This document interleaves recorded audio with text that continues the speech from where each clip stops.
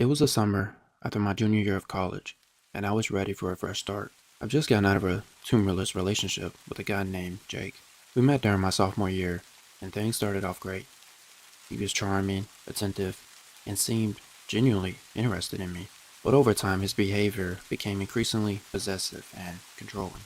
After a year of constant arguments and emotional manipulation, I finally mustered up the courage to break up with him. The breakup wasn't pretty. Jake didn't take it well and made countless attempts to win me back, but I was resolute. I blocked his number, unfriended him on social media, and even told my friends not to share any information about me with him. For a while, it seemed like he got the message, and I started to move on with my life. I spent the first few weeks of summer focusing on myself. I got a part-time job at a local coffee shop, started taking yoga classes, and reconnected with old friends. Life was good again, until one evening in late June, I was closing up the local shop when I noticed a familiar face standing outside. It was Jake. He was just standing there, staring through the window. Our manager Tom noticed my discomfort and asked if I knew the guy.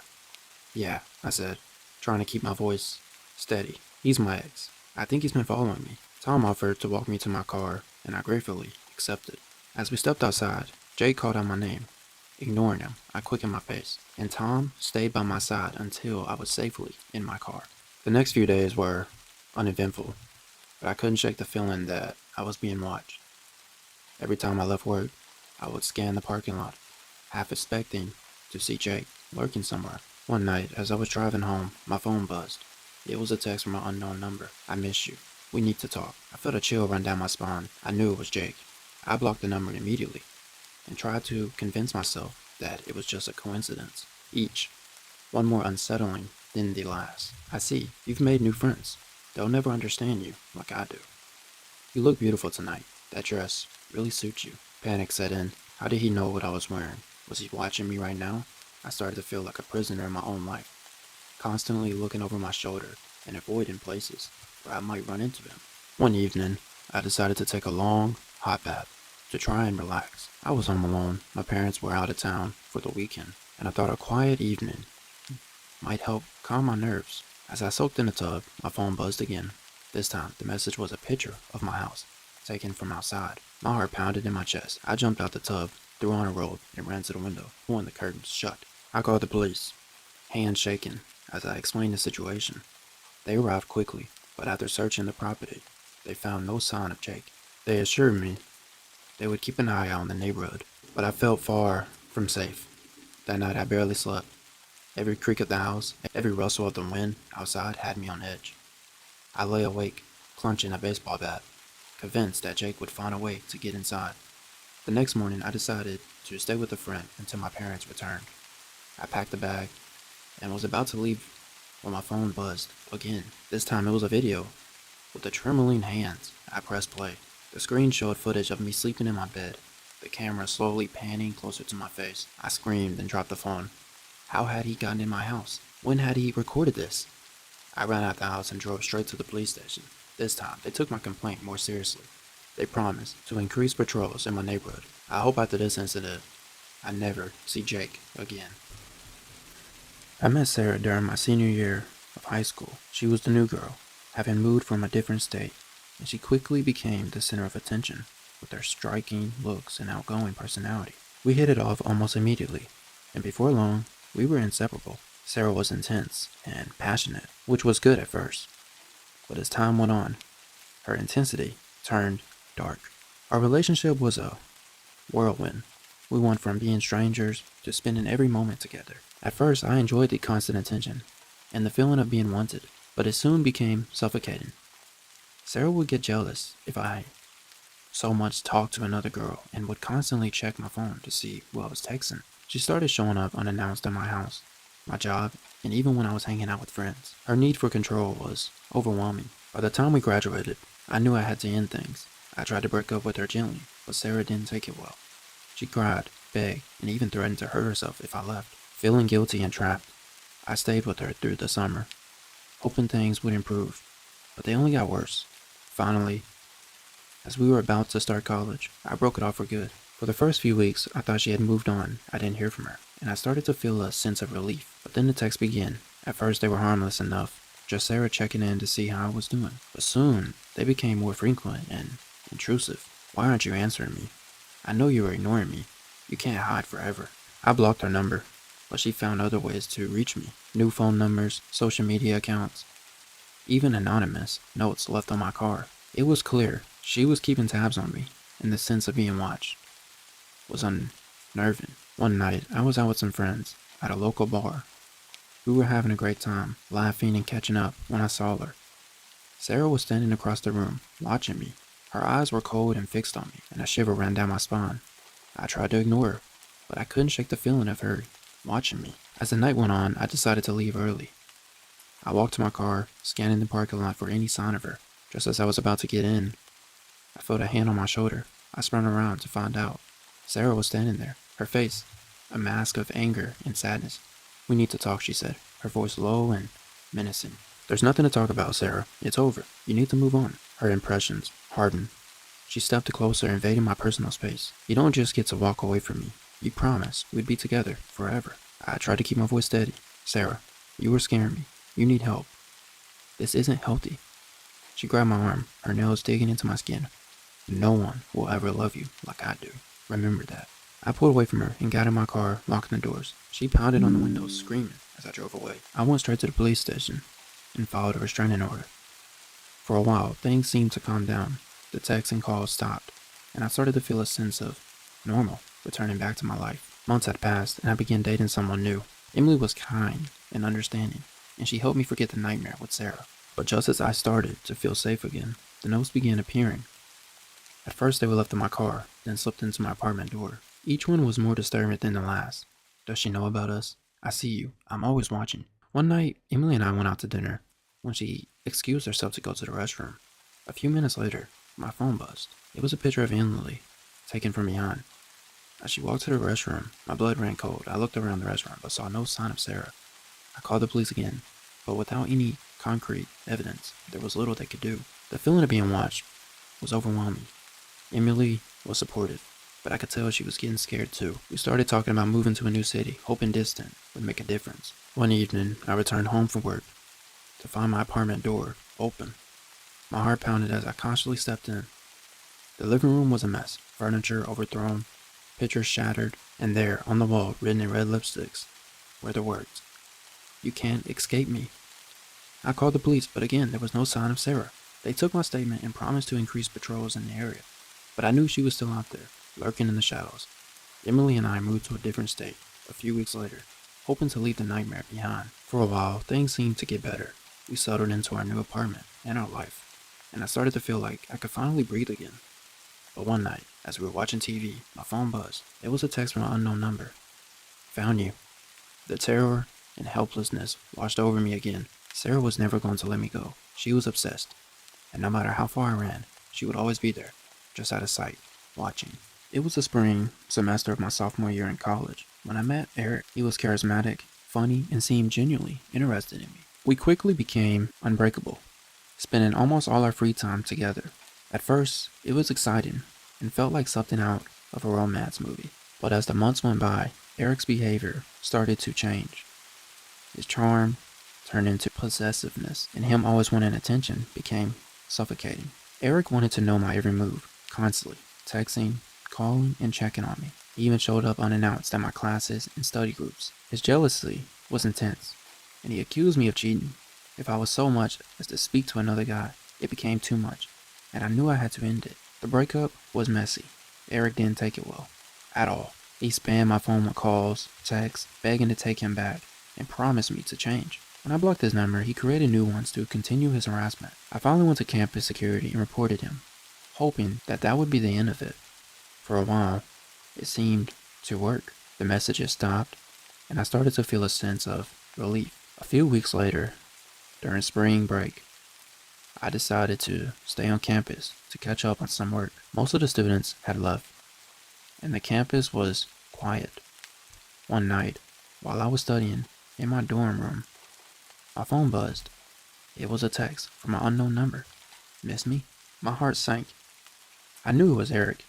I blocked the number and tried to focus on my studies, but I couldn't shake the feeling of being watched. That night, I had trouble sleeping. Every little noise made me jump. The next day, I tried to put the incident out of my mind. I spent the day in the library, hoping the change of scenery would help me concentrate. As I was leaving the library, I felt like someone was watching me. I glanced around, but saw no one. I headed back to my dorm. Later that evening, I was about to take a shower when my phone buzzed again. Another text from an unknown number. Nice shorts. Blue suits you. I was wearing blue shorts. My blood ran cold. How did he know what I was wearing? I felt a surge of panic and quickly locked all the doors and windows. I reported the new messages to campus security, but without really good evidence, there wasn't much they could do. That night, I barely slept. Every creak, every sound I heard had me on edge. Around midnight, I heard a noise outside my window. My room was on the second floor, so I couldn't imagine what it could be. I cautiously peeked out through the blinds and saw Eric standing there, staring at me with a sinister grin. I called the police. My hands were shaking. By the time they arrived, Eric was gone. They took my statement and assured me that they would keep an eye out, but I felt far from safe. The next day, I decided to stay with a friend who lived off campus until things settled down. The following nights were tense, but uneventful. My friend tried to reassure me, saying Eric probably got the message and wouldn't bother me again. I wanted to believe her, but a part of me knew it wasn't over. On the third night, I was laying in bed. My phone buzzed again. Another unknown number. Did you really think you could hide from me? I felt a wave of dread. How did he find me? I called the police again, but they couldn't do much without knowing his location. They advised me to stay somewhere else, suggesting getting a restraining order. I decided to go home to my parents for the rest of the break. I packed my things and left. The next morning, hoping that the distance would keep me safe. The first few days were good at home, peaceful, and I started to relax. Maybe Eric had finally given up. But one night, I woke up to the sound of my phone buzzing. Another text from an unknown number. Nice house. I love the garden. My heart pounded in my chest. He knew where I was. How did he know where I lived? Terrified, I called the police and showed them the messages. They took it seriously this time and promised to increase the patrols around my neighborhood. For the rest of the break, I stayed inside, jumping at every sound, every shadow. The police, they never found Eric, and the messages stopped as suddenly as they had started. When I returned to campus, I was constantly on edge, always looking over my shoulders. It took months for me to feel somewhat normal again, but the memory of those texts and the chilling relaxation that Eric had been so close still haunts me. Even now, years later, sometimes I wake up in a cold sweat, convinced that I'll see him standing outside my window, watching me. And let us know your favorite scary movie in the comments. If you are feeling sleepy, go ahead and close your eyes. Sweet dreams. Late night runs were my thing. One Wednesday around 10 p.m., I headed out. Passing through a park, I noticed someone on the bench. I ignored them. I quickened my pace, but soon I heard footsteps behind me. I looked back and saw the man put his hood on and was chasing after me. I ran to a convenience store and had the manager call the police. But when they arrived, the man was gone. Since then, I have stuck to morning runs only, and I am always being aware of my surroundings at night now because of this incident. The scary part is, I'm not sure what would happen to me if he did catch me. All I know is, you should be aware of your surroundings at all times. This story happened to me when I was a freshman in college. It was around Halloween, and me and my friends were out trick-or-treating with my younger brother. I thought it was going to be boring, but I was wrong. I kept a close eye on my brother until it was time to leave. We went to this one house that had its lights on. Nobody was outside, just a bowl and candy inside. I remember seeing my little brother run up to the house and grab some candy. That's when I looked up and saw the front door open. A 6-foot giant guy was looking at me and my brother. He smiled. I told my brother to come on because something about this guy seemed disturbing. His smile had a sinister look. My brother then ran to me and we drove away. When we got home, we looked through the candy and we saw the weird candy wrapper that I'd never seen in my life. When I opened it up, there was a blade inside the candy. I remember how scared I was, because if my brother would have bit into this candy, he would not be here with me, or he'd be in the hospital. I told my dad, who happened to be a police officer, and went over to the guy's place and arrested the man. Inside the guy's house, there was candy wrappers and small blades that he would put inside the candy. The man was sent to jail, and I was relieved. You should always check your candy, because there are evil people out there that will try and hurt you, even on Halloween. I've been a truck driver for over 20 years. You see a lot of weird things out there on the road, but nothing compares to what happened to me last winter. It was late December, and I had a delivery to make from Chicago to Denver. The forecast was calling for a massive snowstorm, but I didn't have much choice. The shipment had to be there by tomorrow morning, and I needed the paycheck. I'd driven through my share of bad weather, so I figured I could handle it. The first few hours were pretty smooth. The snow started to fall gently, and traffic was light. I had the radio on to keep me company through the lonely miles. Around midnight, I had a stretch of road that runs through the Rocky Mountains. That's when the snow started to coming down. Visibility dropped to almost nothing, and the roads turned slick with ice. That's when I noticed a pair of headlights right behind me. They appeared out of nowhere, following me closely. I figured it was another truck, maybe looking to use me as a guide through the storm or something. It's not uncommon. I tried to signal with my lights to let them know I saw them, but there was no response. The headlights stayed right on my tail for miles, never attempted to pass, just hanging there. It was unsettling, to say the least, but I tried to focus on the road ahead. After a while, I realized I hadn't seen another vehicle in quite some time. It was just me and this mysterious truck behind me. As it kept snowing, the road condition got even more worse. I knew I had to pull over and wait it out, but there was no rest stops or exit in sight. Just endless snow covered the highway. The headlights behind me seemed to grow brighter, almost blinding. They were so close now I could barely see my own trailer in the mirrors. Suddenly my radio crackled to life, static filled. "You stop now." "Who is this? What do you want?" He repeated, "You stop now." I glanced at the headlights in the mirror. They were so close. I thought they might ram into me. I had no other choice. I had to stop. I slowly eased off the gas and began to pull over to the side of the road. The truck behind me followed. The other truck stopped right behind me. Its light still glaring. I waited, expecting the driver to come to my door, but no one appeared. Minutes ticked by, feeling like hours. Finally, I decided to get out and confront whoever it was. I grabbed my flashlight and stepped out in the freezing wind, making my way back towards the other truck. As I got closer, something felt off. The truck was old, rusted, and covered in rust, as if it hadn't been on the road in years. I shined my flashlight, but the windows were dark. I couldn't see inside. I knocked on the driver's door side, but there was no response. I tried the handle, but it was locked. I was starting to get a little paranoid. I circled around to the passenger side. That's when I saw it. The passenger side window was shattered, and there were deep scratches along the door, like claw marks. I stumbled backwards. Something was very wrong here. I turned and hurried back to my truck. I slipped back into my truck and locked the doors. I reached my radio, but it was dead, just static. The headlights on the other truck were still on. I needed to get out of here. I started the engine, but before I could shift into gears, something slammed against my door. I turned to see a face pressed against my window, wide eyes, pale, with blood smeared across its mouth. It was a man, but barely recognizable as a human. He banged on the glass, screaming. I hit the gas and the tires spinning, eyes before catching traction.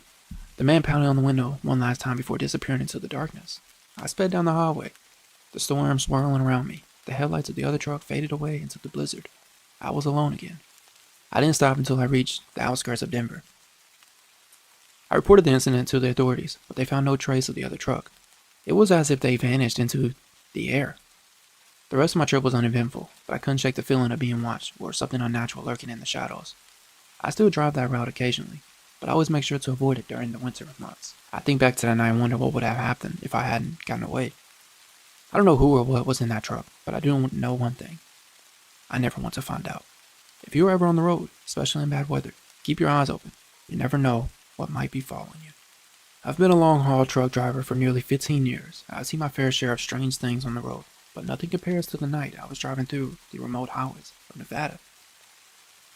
It was a clear, cold night in late November. I had a delivery to make from Reno to Las Vegas, a route I knew well. The highways out there can be stretching on for miles, and was hardly any signs of life.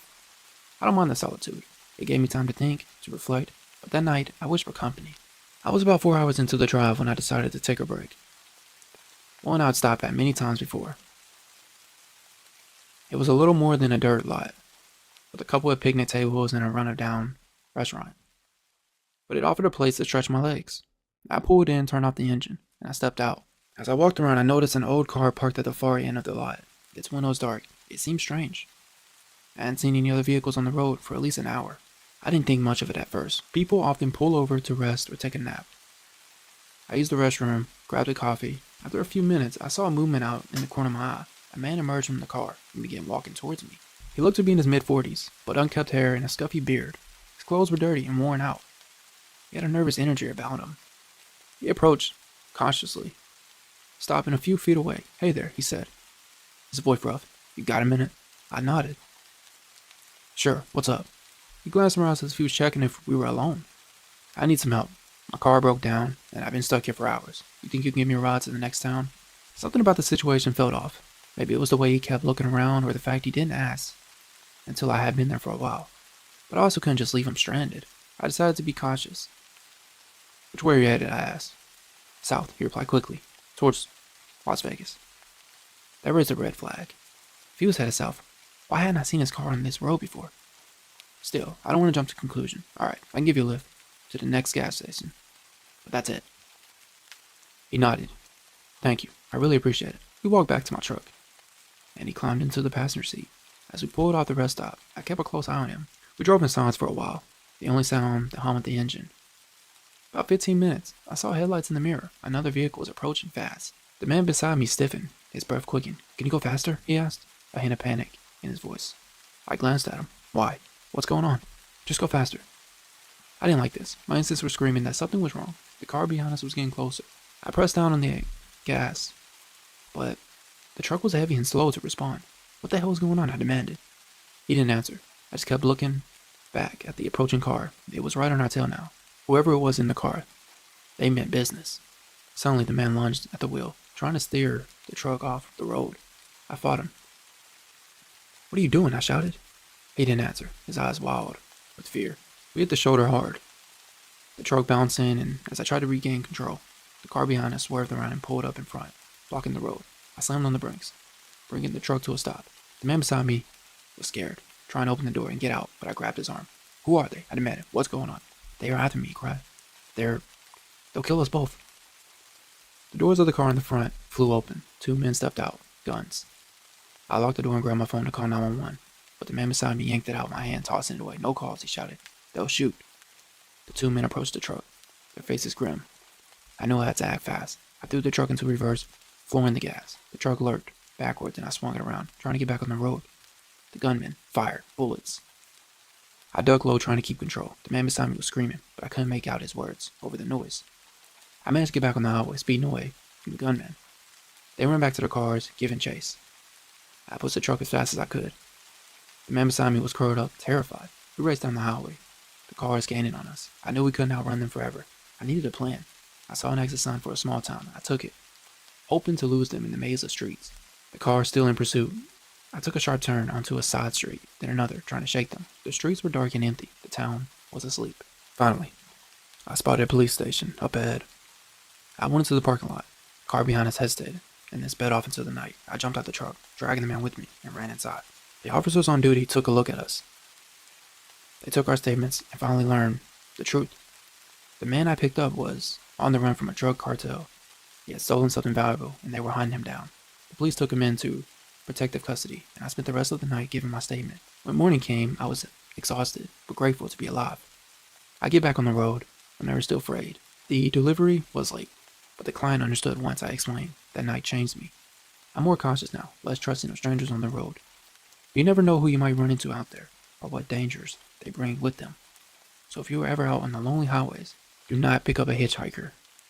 Trust me. They could be harmless, or they could be killers. You never know. It was supposed to be a quiet weekend. My parents had gone out of town for a wedding. I had the house to myself. I was looking forward to some peace and relaxation.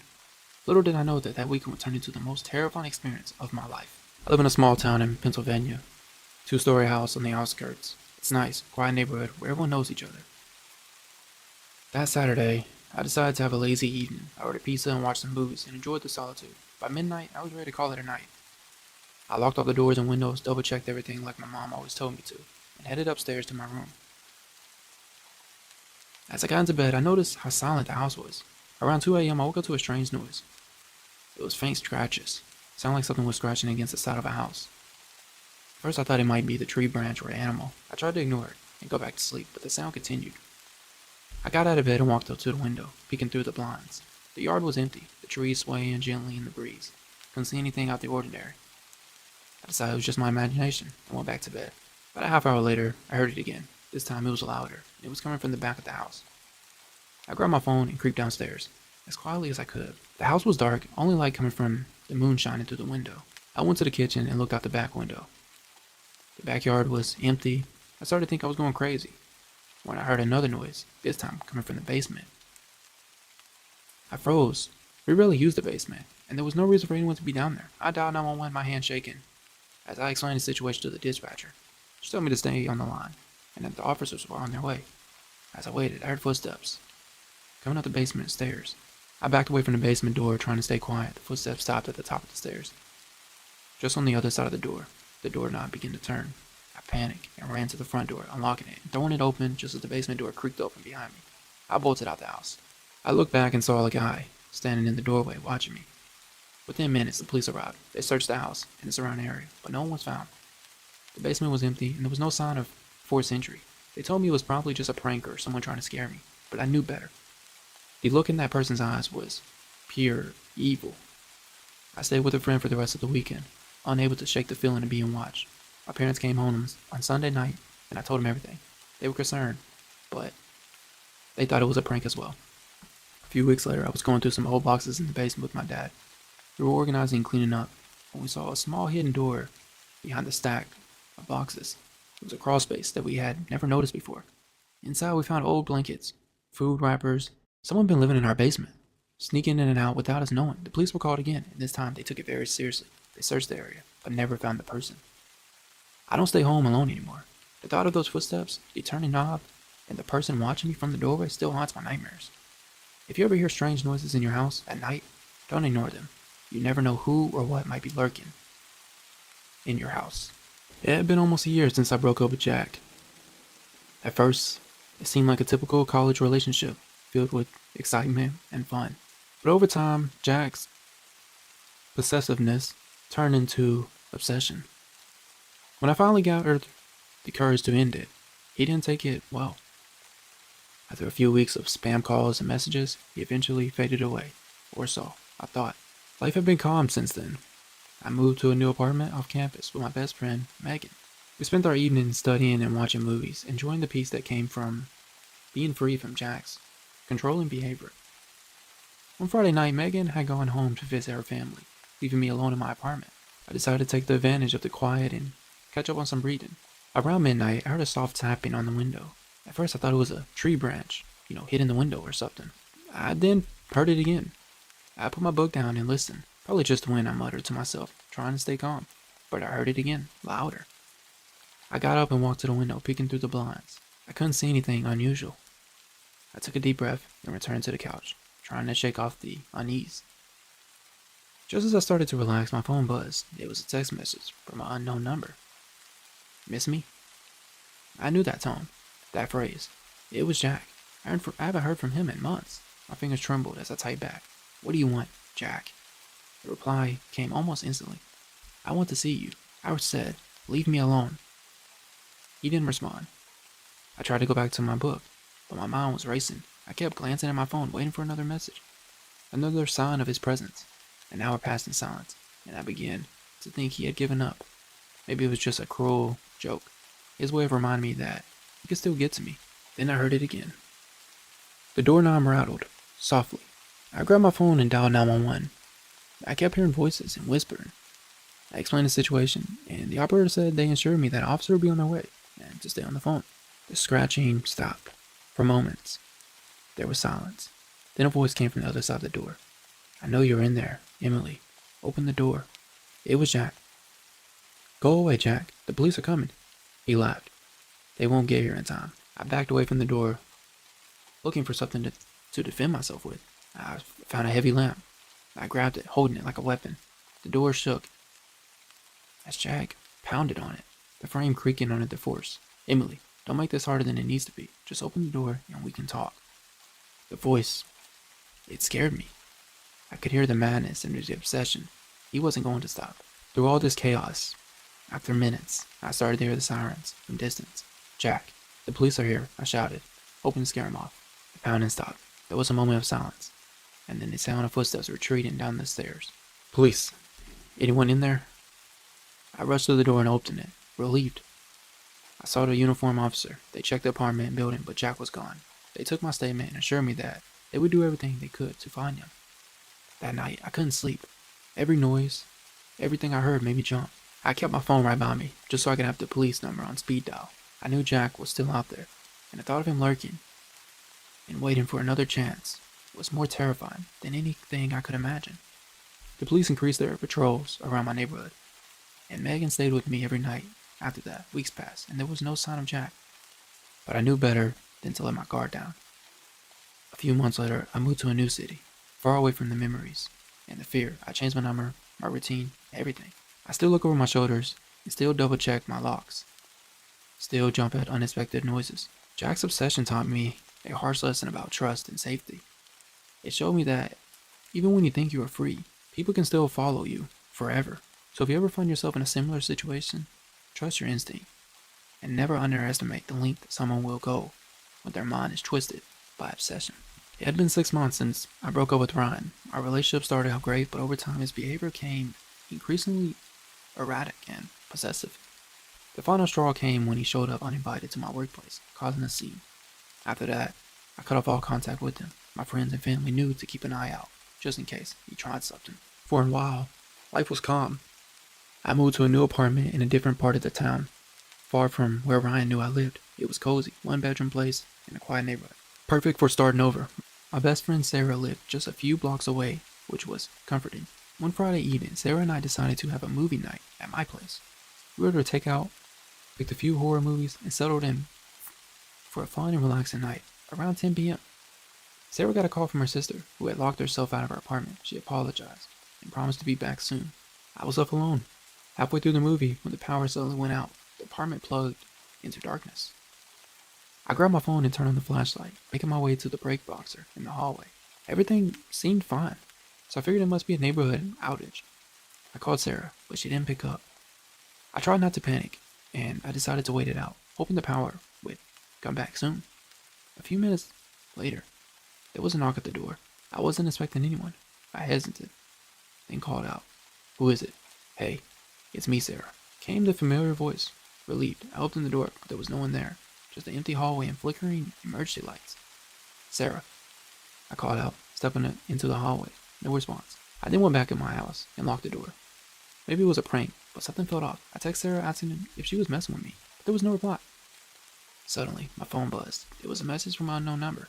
"Did you hear me?" It was Ryan. "How do you get my number?" I blocked him immediately. I called Sarah again, but it went straight to voicemail. I was starting to feel trapped. There was another knock at the door.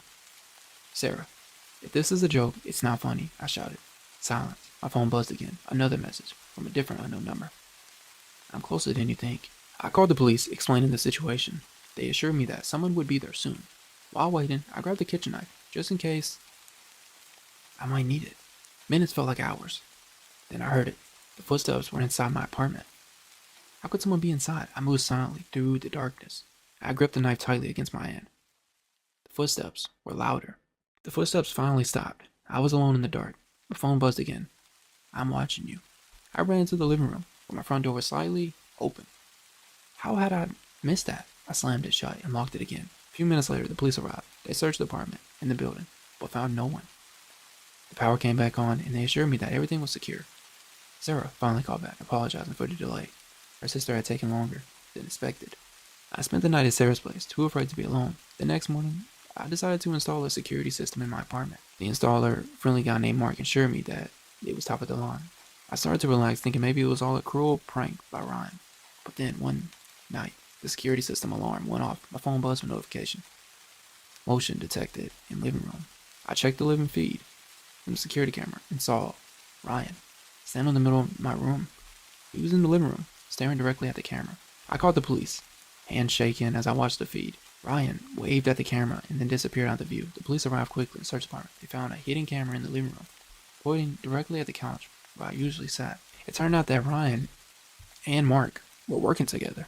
Ryan was the one who told Mark to set up the cameras, and he had installed the hidden cameras during the setup and had been watching me ever since. He was arrested. I moved again, but this time to a different city, far from everything that had happened. Changed my routine, everything. This experience taught me to trust no one completely and to always be aware of your surroundings. The scariest monsters aren't always those lurking in the dark. They can be the ones who smile at you, who seem helpful and kind, and who turn your life into a living nightmare. I recently got back with my ex John.